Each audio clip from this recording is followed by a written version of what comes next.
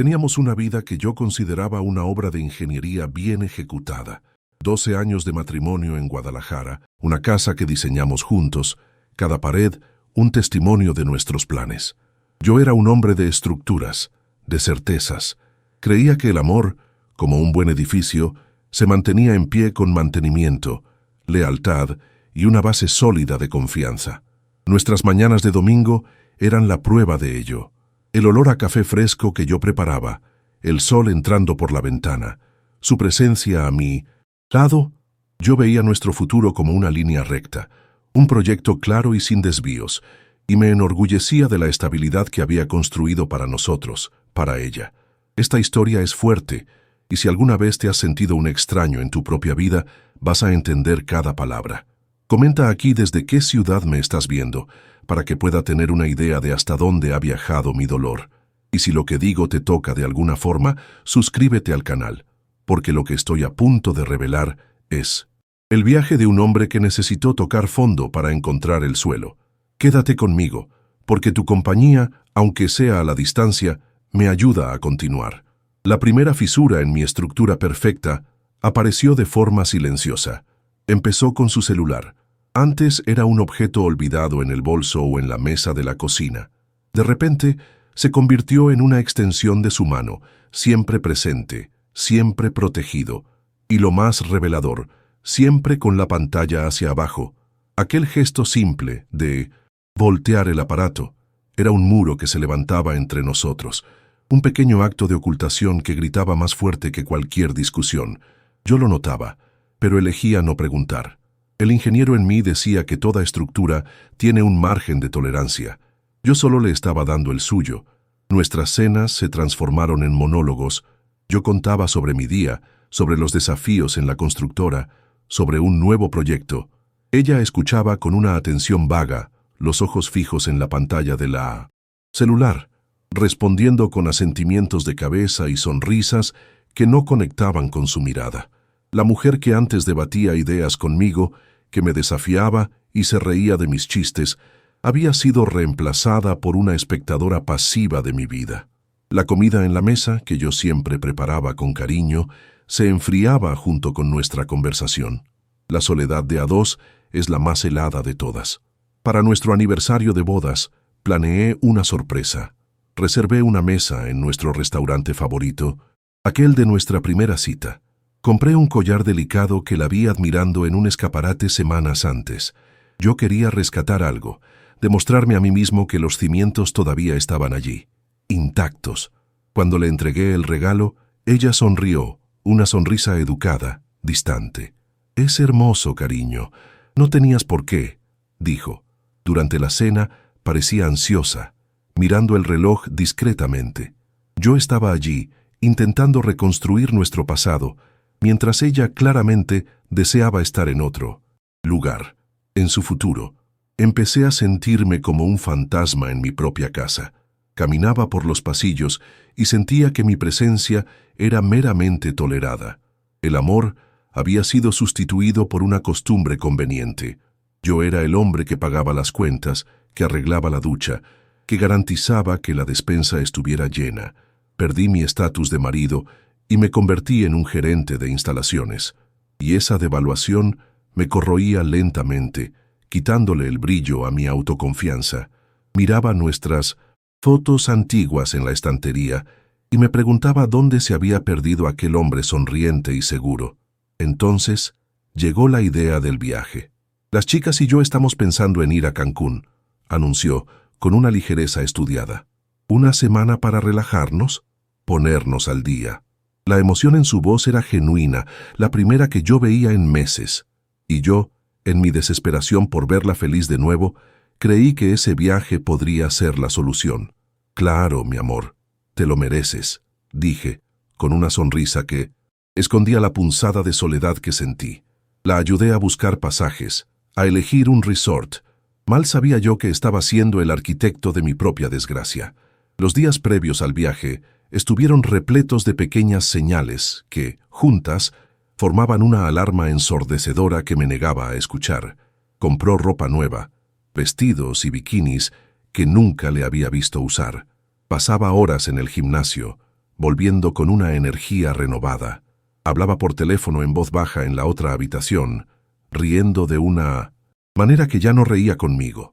Yo veía todo eso, y me decía a mí mismo que era la emoción del viaje. La negación era mi refugio, el único lugar donde mi mundo todavía tenía sentido. Una noche, se quedó dormida con el portátil abierto en la cama. Estaba viendo fotos del resort en Cancún. Movido por una curiosidad que me pareció inofensiva, me acerqué para ver. En la pantalla, además de las fotos, estaba la bandeja de entrada del correo electrónico abierta. Y allí, en la parte superior de la lista, un correo de un hombre llamado Ricardo. El asunto era, contando los segundos, mi amor. Mi cuerpo entero se congeló, me faltó el aire. Era real. No era estrés, no era cansancio. Era una persona, era un nombre, era una traición. Hice clic en el correo con las manos temblorosas. Mi corazón latía tan fuerte que parecía querer salirse por la boca. El mensaje era corto, pero devastador. Será nuestro viaje soñado, lejos de todo y de todos. No puedo esperar para tenerte solo para mí. Las palabras danzaban frente a mí, borrosas por las lágrimas que comenzaron a llenar mis ojos. Lejos de todos. Yo era el todos, el obstáculo, el hombre que necesitaba ser dejado atrás para que el sueño de ellos pudiera suceder. Cerré el portátil con un cuidado quirúrgico, como si estuviera desactivando una bomba que ya había explotado dentro de mí. La miré, durmiendo pacíficamente, ajena a la devastación que acababa de causar. ¿Quién era esa mujer? La mujer con la que compartí la cama durante 12 años, con la que construí una vida. Era una completa extraña. En ese momento, el amor que sentía se transformó en algo diferente, una mezcla de dolor profundo y una claridad fría y cortante. La ilusión se había acabado. En los días siguientes, actué como un autómata. Continué con mi rutina. Fui al trabajo, participé en reuniones, aprobé proyectos, pero por dentro yo era una ciudad en ruinas. Cada sonrisa que ella me daba, cada gesto de normalidad, era como sal en una herida abierta. Me hablaba animadamente sobre el vuelo, sobre el hotel de las amigas, y yo solo asentía, con la voz de Ricardo resonando en mi mente, lejos de todo y de todos. Su complicidad en la mentira era la parte más cruel. Mi mente de ingeniero, antes una fuente de consuelo, se convirtió en una cámara de tortura. Repasaba cada detalle de los últimos meses, y ahora todo encajaba perfectamente. Las horas extras, las llamadas misteriosas, la distancia emocional. No había un fallo en el cálculo. Era yo quien me negaba a ver el resultado obvio. La estructura de mi matrimonio no tenía una simple fisura. Estaba fundamentalmente comprometida, condenada desde el inicio de aquella aventura. Había sido engañado, y la humillación era un sabor amargo en mi boca. El dolor inicial era paralizante. Me sentía débil, impotente. Quería gritar, confrontarla, romper cosas. Quería exponer su mentira a nuestra familia, a nuestros amigos, pero algo me detuvo. La imagen de ella durmiendo tranquilamente, mientras mi mundo se derrumbaba, no salía de mi cabeza. Una confrontación ruidosa era lo que ella quizás esperaba. Un drama, lágrimas, acusaciones, y me di cuenta de que darle ese tipo de reacción sería darle a ella el control, sería validar la importancia de su aventura con mi dolor explícito. Fue entonces cuando la tristeza comenzó a transformarse. El dolor no disminuyó, pero cambió de forma. Dejó de ser una ola que me ahogaba y se convirtió en una corriente subterránea, fuerte y dirigida. Mi mente lógica, que tanto usé para engañarme, comenzó a trabajar a mi favor. Yo no quería un escándalo, no quería venganza, quería algo más profundo. Quería que se vieran forzados a enfrentar la fealdad de lo que hicieron, no a través de mis gritos, sino a través de mi silencio. Recordaba que ella dijo que el viaje era con las chicas, una mentira tan descarada, tan insultante para mi inteligencia. Me subestimó. Creyó que yo era el marido complaciente y un poco tonto que nunca lo descubriría. Esa percepción fue el catalizador. El sentimiento de haber sido tomado por idiota fue más fuerte que la tristeza. La humillación que ella planeó para mí a mis espaldas, se convertiría en el arma que usaría para retomar mi dignidad. La fragilidad que sentía comenzó a dar paso a una resolución fría. Ya no era la víctima pasiva de su historia. Yo tenía el conocimiento, tenía la verdad, y la verdad, descubrí, es una fuente de poder inmensa. Seguía siendo el marido traicionado, el hombre con el corazón roto, pero una nueva identidad estaba surgiendo de las cenizas, la del hombre que iba a escribir el último capítulo de aquel matrimonio, y el final no sería como ellos lo planearon. Su abandono no sería completo. Ella quería dejarme atrás por una semana para vivir su fantasía en un paraíso tropical. Creía que yo me quedaría en casa cuidando las plantas, esperando su regreso, ignorante y fiel. La ironía era brutal. La amé con una lealtad que ella nunca entendió y que ciertamente nunca mereció. Y esa lealtad ahora sería redirigida hacia la única persona que importaba en ese momento, yo mismo. El dolor de la traición todavía estaba allí, una brasa ardiente en mi pecho. Pero ahora había un plan que no implicaba gritos, ni súplicas, ni violencia. Un plan silencioso, elegante y a su manera devastador. No iba a impedirles que fueran. Al contrario, me aseguraría de que tuvieran el viaje que planearon. Pero no estarían solos. La consecuencia de sus actos estaría allí, sentada a su lado, durante todo el camino. La noche anterior al viaje, hizo la maleta con una sonrisa en el rostro. La observé desde el umbral de la puerta, un espectador silencioso. Me preguntó si la extrañaría. La miré directamente a los ojos, a la mujer que amé y a la extraña que me traicionó, y dije con una calma que me sorprendió: más de lo que imaginas. Ella sonrió, satisfecha, interpretando mis palabras como una señal de amor y añoranza. Pero yo no hablaba de su ausencia, hablaba de la mía. El hombre que ella conocía ya no estaba allí. Aquella noche fue la más larga de mi vida. Me acosté a su lado sintiendo el calor de su cuerpo y era como estar acostado junto a un incendio. Cada respiración suya parecía alimentar las llamas de mi dolor. Me quedé con los ojos abiertos en la oscuridad, repasando las palabras del correo electrónico en un bucle infinito. Nuestro viaje soñado. Lejos de todo y de todos. Yo era el todos, el obstáculo inconveniente para su felicidad. La estructura de mi vida no solo tenía grietas. El suelo se había abierto bajo mis pies, y yo estaba en caída libre en un abismo de silencio y traición. A la mañana siguiente, la normalidad fue la máscara más pesada que he usado. Me levanté e hice el café, como todos los demás días. Puse su taza en la mesita de noche, y ella sonrió, una sonrisa somnolienta y falsa. «Buenos días, cariño». Aquel cariño sonó como un insulto, una palabra hueca y sin significado. Me senté en la mesa de la cocina, leyendo un periódico cuyas letras se mezclaban ante mis ojos. Yo era un actor en una obra macabra, y mi papel era el del marido ignorante, y lo desempeñé con una perfección que me asustó. En la oficina, mi realidad se derrumbó sobre los planos y los cálculos. Miraba los proyectos de edificios, estructuras que debían durar décadas, y solo podía pensar en la fragilidad de mi propia construcción. 12 años de dedicación, de amor, de complicidad, reducidos a un correo clandestino. ¿Quién era Ricardo? ¿Un compañero de trabajo? ¿Alguien que yo conocía? ¿A quien tal vez ya le había estrechado la mano en alguna fiesta de la empresa? La imaginación se convirtió en mi enemiga, dibujando escenarios, rostros, encuentros secretos. Cada posibilidad era una nueva capa de tortura. La humillación era un veneno que se esparcía lentamente por mis venas. Ella no solo me traicionó, me hizo su cómplice. Usó mi confianza, mi dinero, mi apoyo, para planear su nido de amor con otro. Yo, el ingeniero que se enorgullecía de su atención a Peterson, los detalles, me había convertido en el tonto de la historia, el último en saber. La imagen de mí mismo, animándola a ir, ayudándola a planear, ardía en mi mente. No era solo una víctima, era el patrocinador de mi propia deshonra.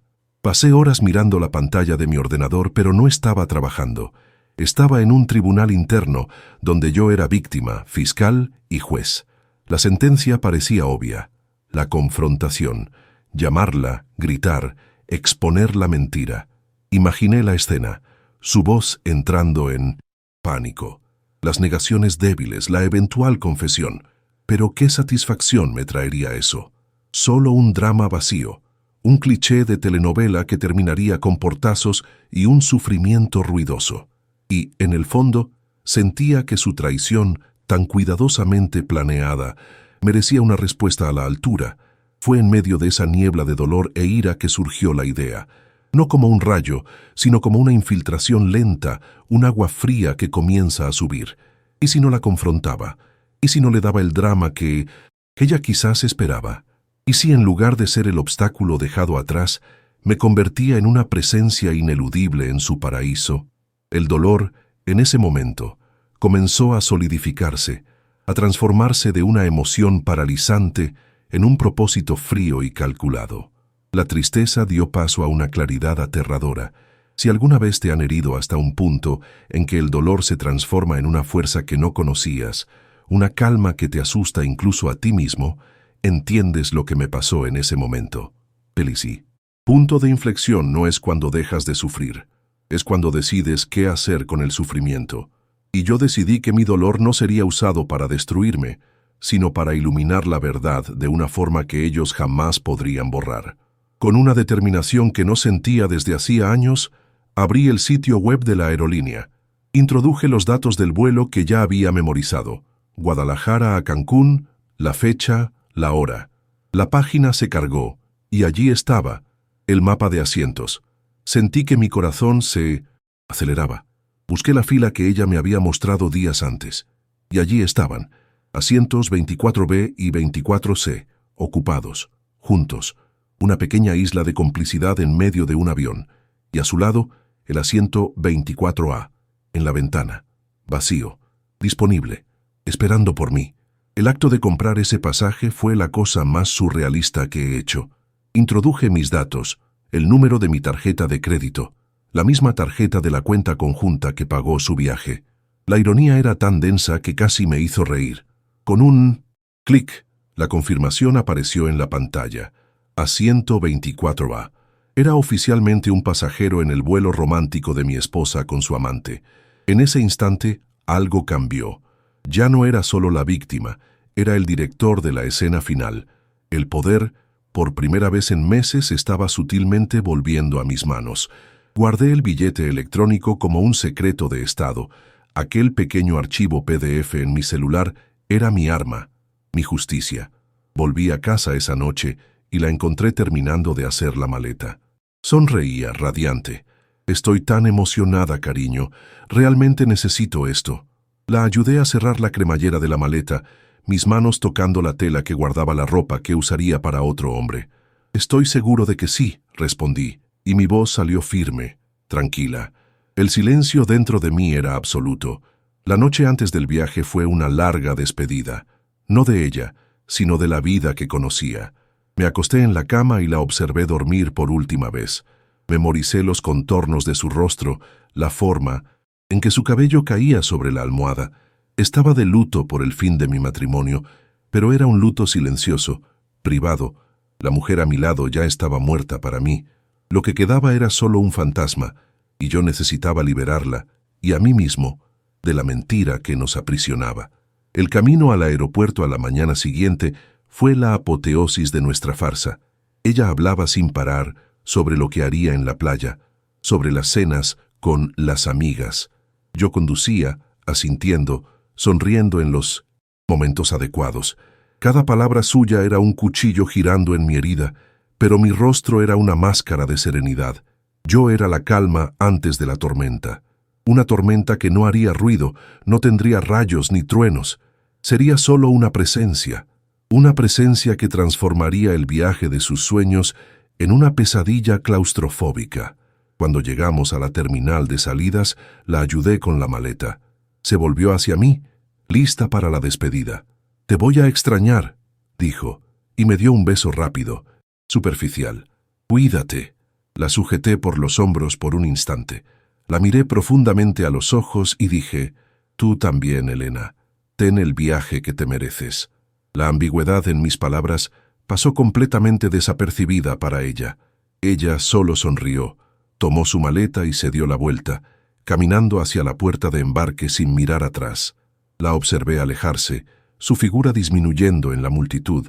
Iba a su encuentro. Se encontrarían en el café, reirían, celebrarían su exitosa huida. No tenían idea de lo que les esperaba. La ruptura dentro de mí era completa. Ya no era el marido engañado esperando en casa.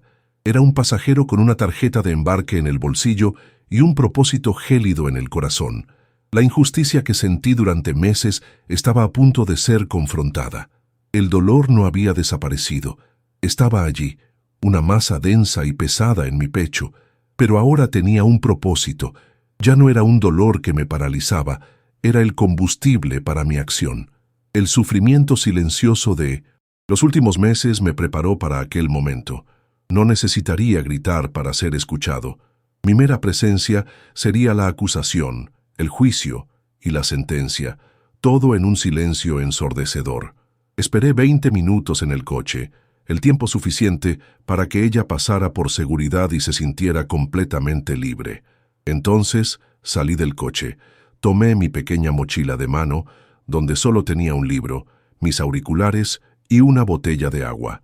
No necesitaba equipaje, no iba a un destino, iba a una confrontación, y mi único equipaje era el peso de la verdad que llevaba.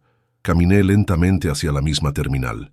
El panel de vuelos anunciaba vuelo 934 a Cancún, embarcando. Mi vuelo, el vuelo de ellos.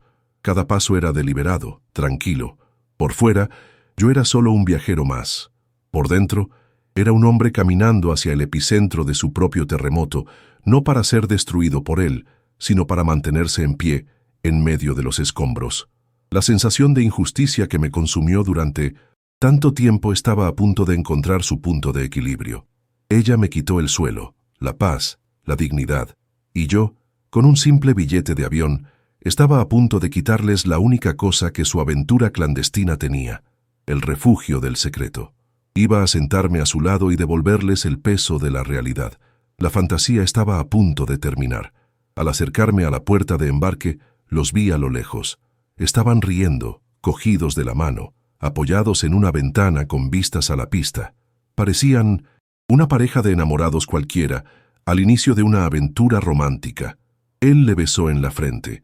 La escena era tan doméstica, tan descaradamente pública, que sentí náuseas. El dolor creció una vez más, pero ahora era afilado, como la punta de una lanza, y yo estaba listo para usarla. El conflicto ya no sería solo interno. Estaba a punto de materializarse en el espacio confinado de la cabina de un avión, a 10.000 metros de altitud. El dolor, la rabia, la humillación, todo ello sería contenido, canalizado en un único acto de presencia. Entregué mi tarjeta de embarque al asistente, que sonrió y dijo, «Buen vuelo, señor». Asentí.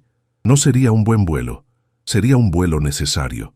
Entré en el avión deliberadamente, esperando que el flujo principal de pasajeros disminuyera. Cada paso por el estrecho pasillo parecía amplificado, el sonido de mis zapatos en la moqueta resonando en mi mente. El aire estaba enrarecido, cargado con la ansiedad anónima de decenas de extraños. Veía los rostros de la gente acomodándose, guardando equipaje, ajenos al drama silencioso que estaba a punto de desarrollarse. Mi corazón no estaba acelerado, estaba pesado, un ancla de hielo en mi pecho. No sentía rabia, ni nerviosismo, sentía solo el peso de una finalidad inevitable, como un cirujano antes de una operación compleja y sin retorno. Y entonces los vi. Fila 24.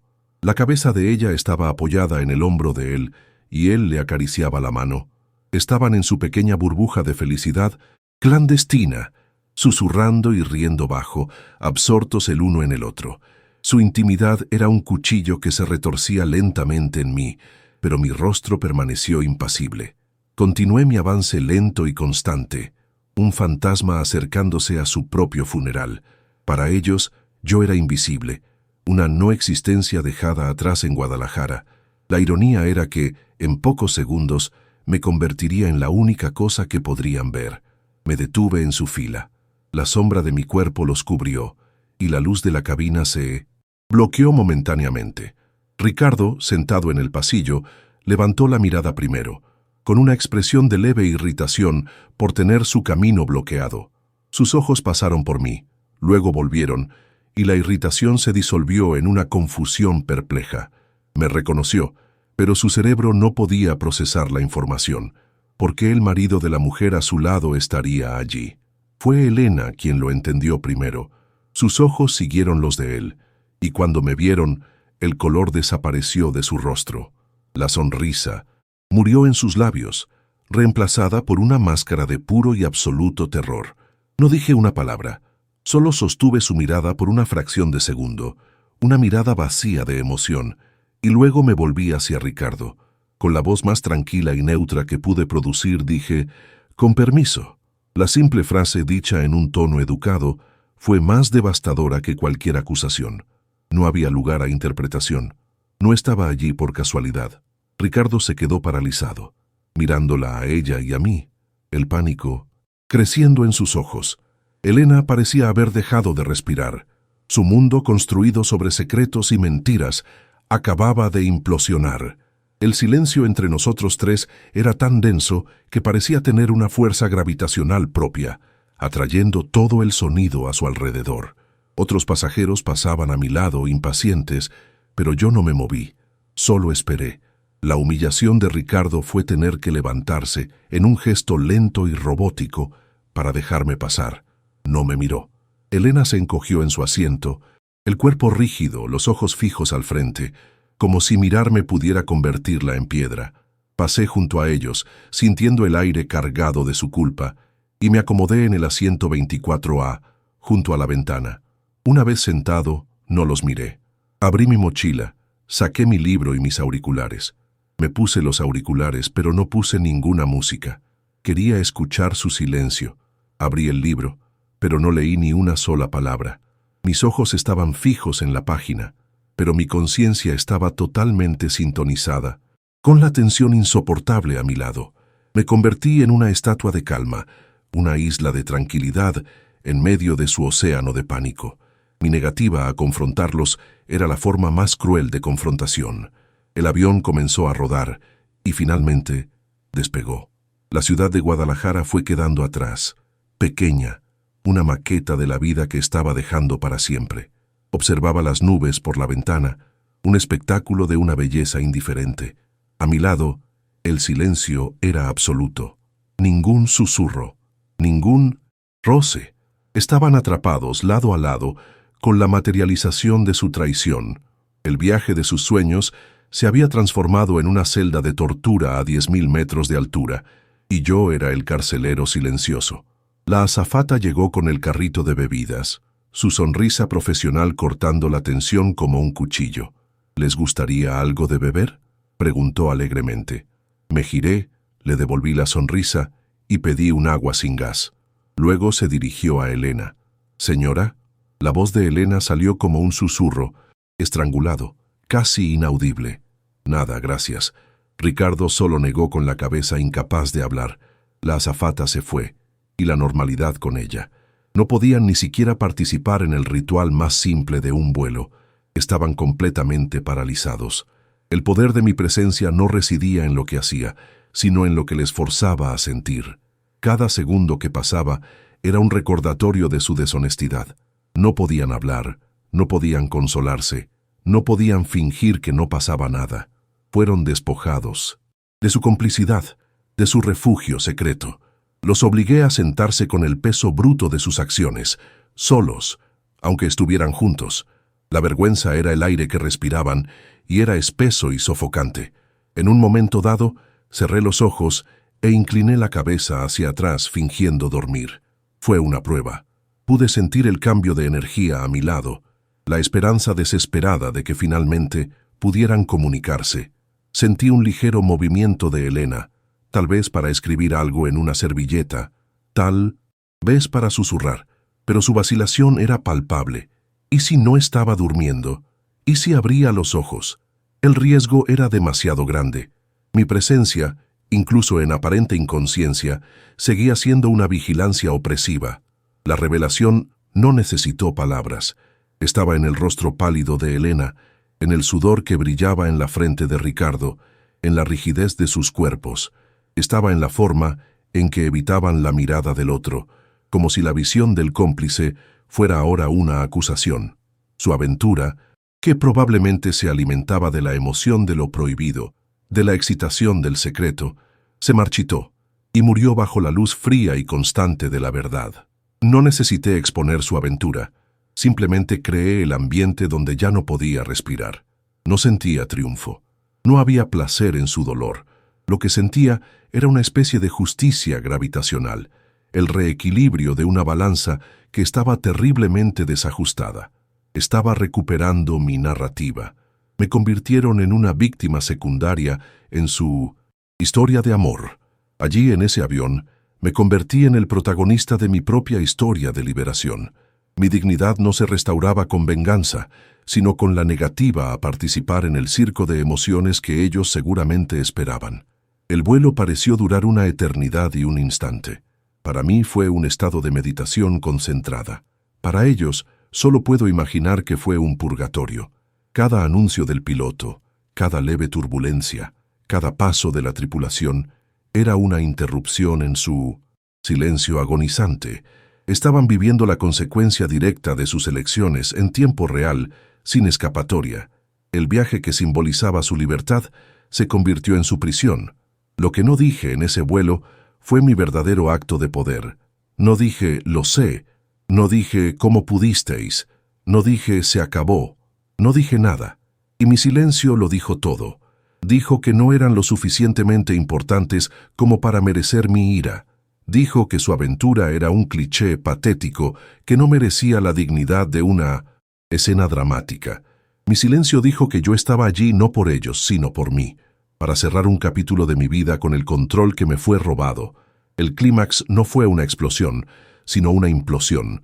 Su ruina era interna, silenciosa, y yo era solo el testigo.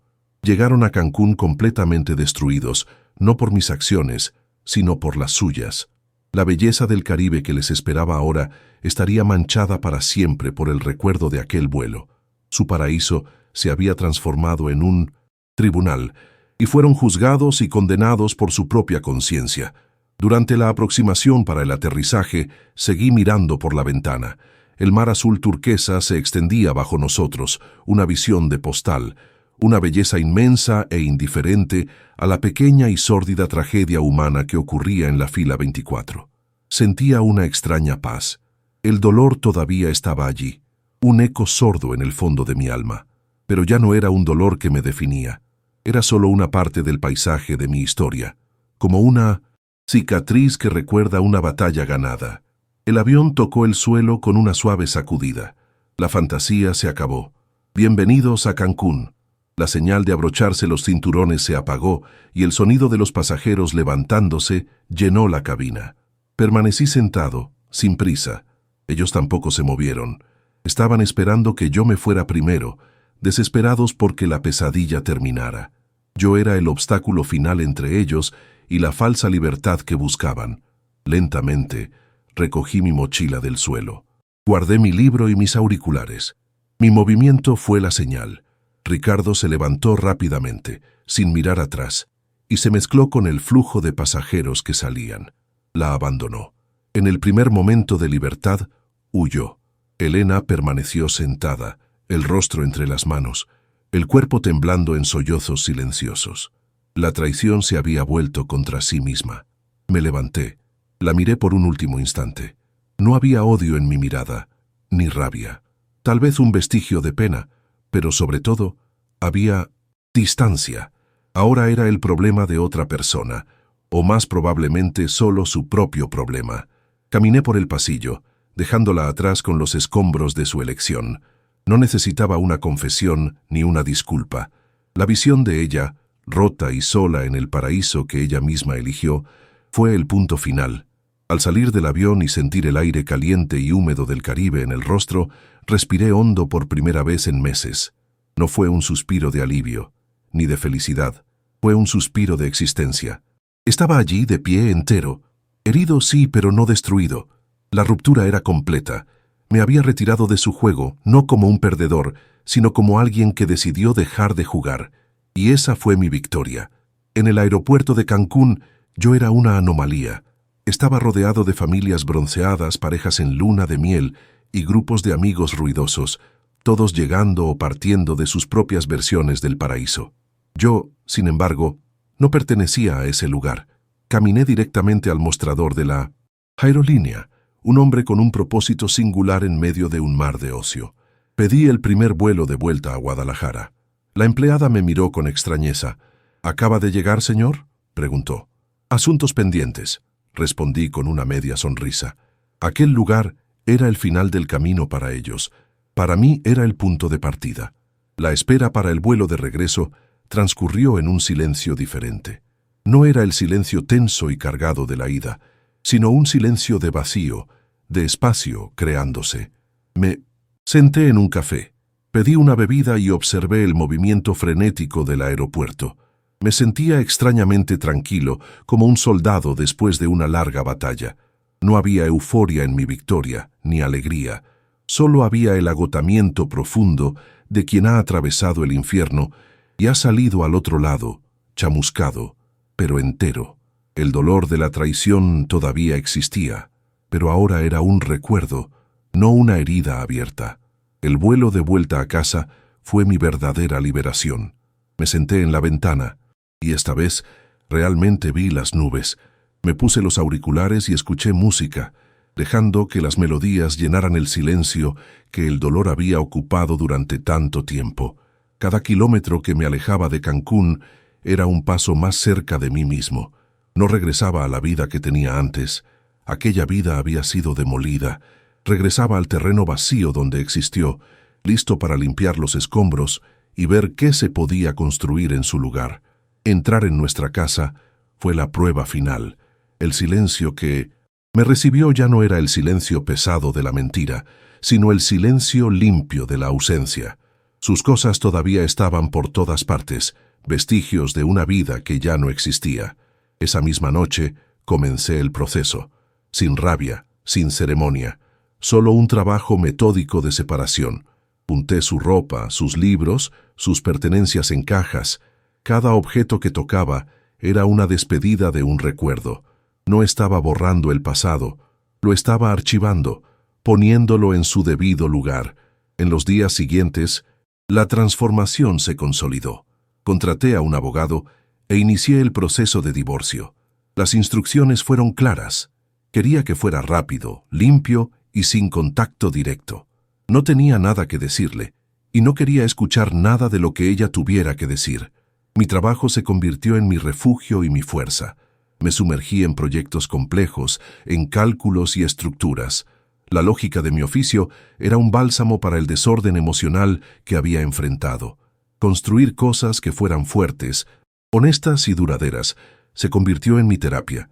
La gente a mi alrededor notó el cambio. Mis compañeros de trabajo comentaron que parecía más concentrado, quizás más serio. Mis amigos decían que estaba más callado, pero de una manera diferente. No era la quietud de un hombre roto, sino la de alguien que ha aprendido a sentirse cómodo en su propio silencio. Había dejado de intentar llenar el espacio con ruido. La soledad, que antes me asustaba, se convirtió en una compañera pacífica, un territorio donde finalmente podía escucharme a mí mismo. Encontré paz en rituales simples, el desayuno, ahora preparado solo para mí, las largas caminatas por el parque al atardecer, la lectura de un libro sin interrupciones, el redescubrimiento de pequeños placeres que habían sido eclipsados por la obligación de mantener una relación moribunda. Estaba aprendiendo a ser el centro de mi propia vida, a construir mi felicidad no en otra persona, sino en mis propios términos. Era una construcción lenta, ladrillo a ladrillo, pero los cimientos eran sólidos. Eran míos. Aproximadamente un mes después, ella comenzó a intentar contactarme.